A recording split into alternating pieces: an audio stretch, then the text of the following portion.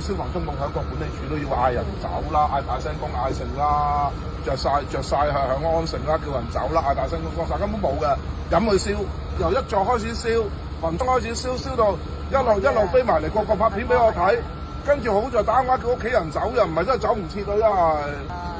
真係好攞命真係，好多時佢都話消防鐘響都好啦，佢好多時都話消防鐘冇響過啊。今次我就唔知啦，因為我落咗街。住呢座啊？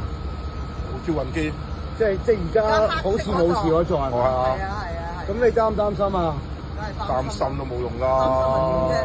擔心你都冇用㗎。又冇事就算數㗎啦，而家。但係你隔離左右嗰啲，我哋喺度住咗好多年㗎啦嘛，已經。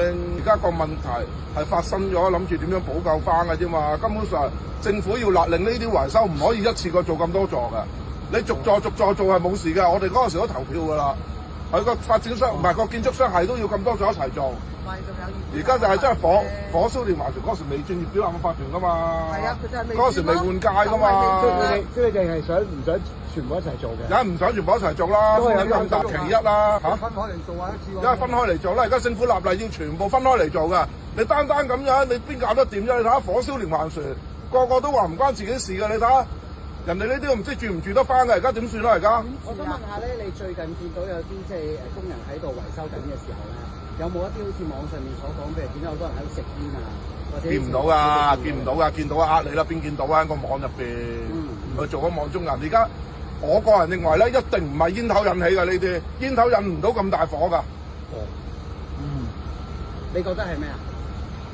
唔知，唔喺現場唔知。但係就唔已經係食煙嘅問題啦。我覺得唔會係煙頭嘅問題嚟㗎。你煙頭引唔到咁大火㗎。街坊有冇啲群組咧？有好多街坊話屋企人仲喺上面啊，嗰啲咁嘅情況。唔清楚啊，信息量太大啦，真係唔清楚，答你唔到。我希望快啲救熄佢哋，係唯一希望大家平安。